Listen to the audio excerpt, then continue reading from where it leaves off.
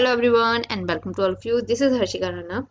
तो last video में हम लोगों ने पढ़ा था बर्ड्स या चिड़ियों से रिलेटेड जो भी क्वेश्चंस हमारे सीटेट के एग्जाम में पूछे जा सकते हैं, उनके कैरेक्टरिस्टिक्स के बारे में, उनके जो नेस्ट होते हैं, घोंसले होते हैं, उनके बारे में, जो आईसाइट होती है उसके बारे में, ओवरऑल जितने भी क्वेश्चंस जो हमारे एनसीईआरटी की ईवीएस में बनते हैं वो सारे हमने बर्ड से रिलेटेड लास्ट प्रीवियस वीडियो जो था उसमें पढ़ लिया है। अब जो हम लोग बात करेंगे वो आज के वीडियो में हम लोग बात करेंगे शेल्टर के बारे में। मींस जो हमारे घर होते हैं उन वो जियोग्राफिकल एरिया या क्लाइमेटिक कंडीशंस जो होती हैं उस पर्टिकुलर जगह की उसके अकॉर्डिंग बने होते हैं। तो इस तरीके के टॉपिक से सीटेट में हमेशा ही कोई ना कोई क्वेश्चन जो है वो आपसे पूछा जाता है कि इस टाइप का, या तो आपको दे दिया जाता है कि पर्टिकुलर घर की सारे कैरेक्टरिस्टिक्स दे दिए जाते हैं और आपसे पूछा जाता है कि ये किस स्टेट में इस टाइप के घर जो हैं वो होते हैं, या फिर आपको मैच द फॉलोइंग जो है उसके पैटर्न पे भी क्वेश्चन पूछा जा सकता है। उसमें क्या होता है कि आपको एक साइड स्टेट्स के नाम दिए हुए होते हैं एंड एक साइड जो है सारे कैरेक्टरिस्टिक्स के साथ सारे घर दिए हुए होते हैं। इसमें आपसे एक ट्विस्ट भी दे दिया जाता है कि यहाँ पे 5 हाउसेस के कैरेक्टरिस्टिक्स जो है वो बता दिए जाते हैं और यहाँ पे 4 पॉइंट्स होते हैं। तो आपको इन 4 जो स्टेट्स हैं इनको मैच करना होता है कि इन 5 में से कौन सा घर किस स्टेट में, ये उसके ज्योग्राफिकल एरिया और इसकी क्लाइमेटिक कंडीशंस जो हैं उसके अकॉर्डिंग होंगे। ठीक है, तो इस तरीके से आपसे क्वेश्चंस पूछे जाते हैं और हर साल एक ना एक क्वेश्चन इससे बनता ही बनता है। इस वीडियो को करने के बाद आपका ये जो 1 नंबर का क्वेश्चन है वो 100% सही होगा। ठीक है, तो ये जो बात थी ये आपके क्वेश्चन किस पैटर्न पे पूछे जाते हैं उसके बारे में। अब हम लोग इससे रिलेटेड जो भी इंफॉर्मेशन है उसको पढ़ते हैं। ठीक है, तो पहला जो हमारा हाउस आता है वो आता है राजस्थान का। तो राजस्थान में जैसे कि हम सभी लोग जानते हैं कि बहुत ज़्यादा वहाँ पे गर्मी पड़ती है। तो वहाँ होता क्या है कि बारिश बिल्कुल बिल्कुल तो नहीं कह सकते, बट हाँ बहुत ही कम मात्रा में पड़ती है। इस चीज़ को ध्यान में रखा जाता है और वहाँ की जो गर्मी बहुत ज़्यादा पड़ती है तो उस चीज़ का ध्यान रखा जाता है। तो उस गर्मी को घर में एंटर करने से रोकने के लिए या उसकी जो इंटेंसिटी होती है उसको कंट्रोल करने के लिए वहाँ की जो दीवारें होती हैं ना वो मोटी होती हैं। तो आपको वहाँ पे जो की पॉइंट पकड़ना है वो thick walls and flat roofs का पकड़ना है। तो फ्लैट रूफ्स क्यों होते हैं वहाँ पे? फ्लैट रूफ्स इसलिए होते हैं क्योंकि वहाँ पे बारिश जो है वो थोड़ी कम पड़ती है। तो जब भी बारिश पड़ती है तो कुछ देर के लिए फ्लैट रूफ होने की वजह से छत पर पानी रुका रहे और जो उसकी ठंडक है वो घर के अंदर महसूस की जा सके। इस वजह से वहाँ के जो रूफ होते हैं वो फ्लैट होते हैं और मोटी जो होती हैं दीवारें होती हैं गर्मी को रोकने के लिए। ठीक है, तो यहाँ पे ये 2 पॉइंट हो जाते हैं। फिर वहाँ पे क्या होता है, क्योंकि वहाँ पे सैंड वगैरह बहुत ज़्यादा होती है राजस्थान में, इसलिए वहाँ पे सैंड स्टोन जो है वो बहुत ज़्यादा होते हैं। तो घरों में आपको ऐसा देखने के लिए मिलेगा कि ज़्यादातर घर जो हैं वो सैंड स्टोन के ही बने होते हैं। ठीक है, और उसी एरिया में अगर आप घर वैसे बात करो जो गांव वगैरह होते हैं वहाँ पे आपको मड हाउस जो है वो भी देखने के लिए मिल जाएंगे। इनफैक्ट आपको सिटी में भी मड हाउस जो है वो देखने के लिए मिलेंगे और जो दीवारें हैं वो भी मिट्टी से पुती हुई आपको देखने के लिए मिलेंगी। ये सारी की सारी चीज़ें जो ये गर्माहट को कम करने के लिए होती हैं। ठीक है, और ये जो छत होती है वो भी हो सकता है कि आप थोड़नी बुशिश जो होते हैं ना, उसको हम लोग झाड़ फूस बोलते हैं एक अपने आम तौर की भाषा में, कि जो छत होती है वो झाड़ फूस वाली जो होती है वो भी आपको देखने के लिए मिल सकती है। ठीक है, तो ये कुछ की पॉइंट्स हैं जो कि आपको ध्यान में रखने हैं। फिर हम लोग जो नेक्स्ट बात करते हैं वो करते हैं उन रीजन्स की जहाँ पे बारिश जो है वो बहुत ज़्यादा होती है। तो जो गोवा है, मैंगलोर है, या एक और वर्ड जो है वो यूज़ किया गया है एनसीईआरटी में, तराई रीजन्स। तो तराई रीजन हो गए, गोवा हो गया, मैंगलोर हो गया, ये दूसरे वो एरियाज जहाँ पे बारिश बहुत ज़्यादा होती है। वहाँ पर स्लोपिंग रूफ्स जो होती हैं, मतलब इस टाइप के घर, मतलब थोड़ा सा एंगल में बने हुए, ताकि वहां पे जब बारिश हो, क्योंकि वहां पे मोस्टली बारिश होती रहती है, तो वो बारिश का पानी जो है वो इकट्ठा ना हो ऊपर छतों पर, क्योंकि वहां पे हमेशा ही बारिश रहती है, तो ज्यादा पानी इकट्ठा होगा तो वो भी नुकसानदेह है। इस वजह से वहां की जो छतें हैं वो आपको स्लोपिंग रूफ्स जो हैं वही मिलेंगी, ताकि वहां से पानी जो है वो बारिश होते ही नीचे गिरता रहे और जमीन में जाता रहे। ठीक है, तो आपसे वो ऑप्शन में गोवा भी दे सकता है, मैंगलोर भी दे सकता है, या तराई रीजन्स जो हैं वो भी दे सकता है।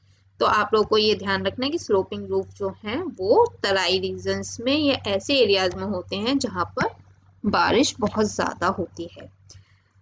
फिर हम लोग बात करते हैं आसाम की। तो ये जो क्वेश्चन है ये मेरे ख्याल से सबसे ज्यादा पूछा गया क्वेश्चन है कि आसाम के जो घर हैं वो कैसे होते हैं। तो मेन पॉइंट जो है ये आपसे पूछा ही जाएगा, मतलब ये कीवर्ड तो आपको मिलेगा ही मिलेगा एग्जाम में अगर इससे रिलेटेड क्वेश्चन आता है कि जो आसाम के घर होते हैं वो स्टिल्स पे बने होते हैं। ये जैसे कि आप लोग देखना, ये बैम्बू जैसी चीज आपको दिखाई दे तो इसको स्टिल्ट बोलते हैं।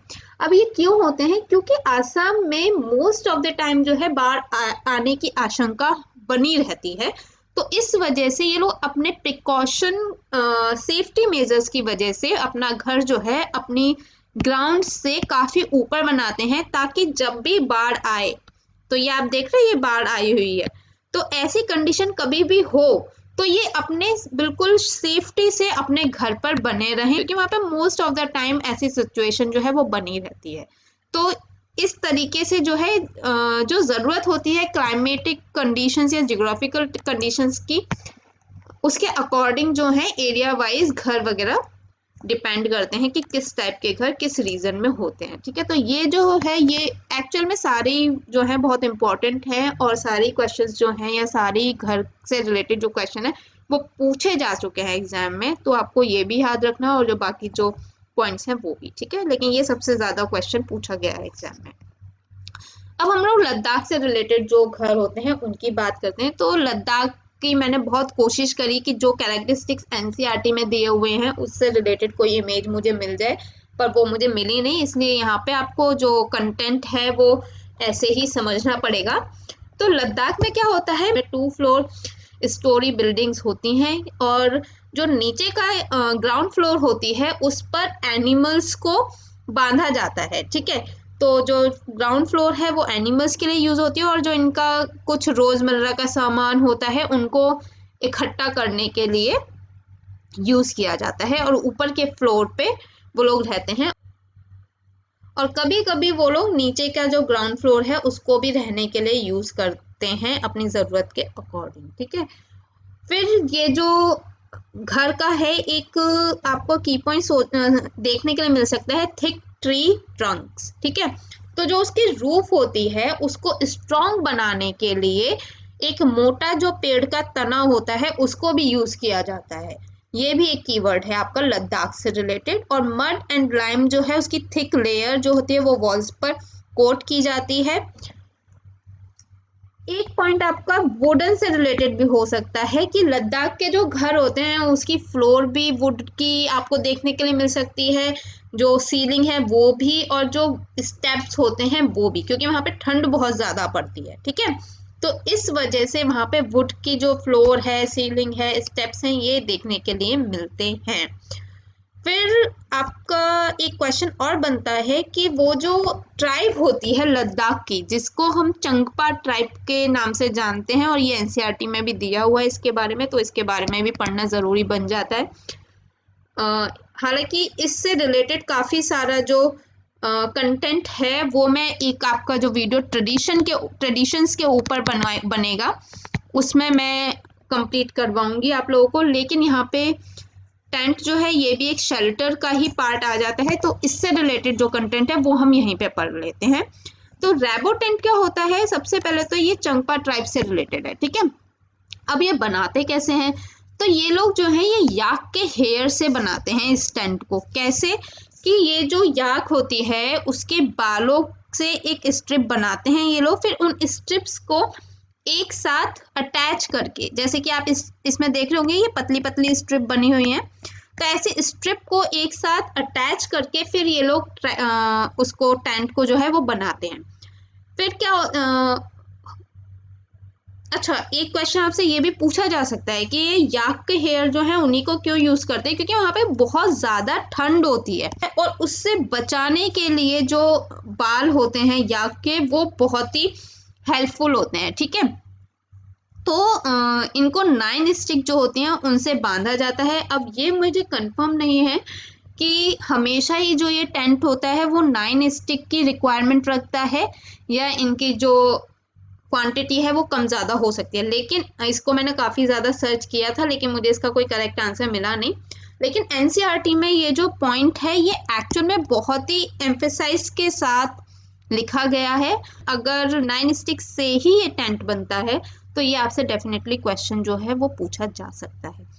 और जो कैरेक्टरिस्टिक है इस टेंट की वो ये है कि इस टेंट के अंदर जो है 2 फीट नीचे गड्ढा होता है। अब ये गड्ढा क्यों होता है, क्योंकि ठंडी हवा चलती है बहुत ज़्यादा, बहुत ही स्ट्रांग विंड होती है। तो आप जब नीचे गड्ढे के अंदर बैठोगे तो ऑब्वियसली उस विंड से जो है आपको प्रोटेक्शन मिलेगी।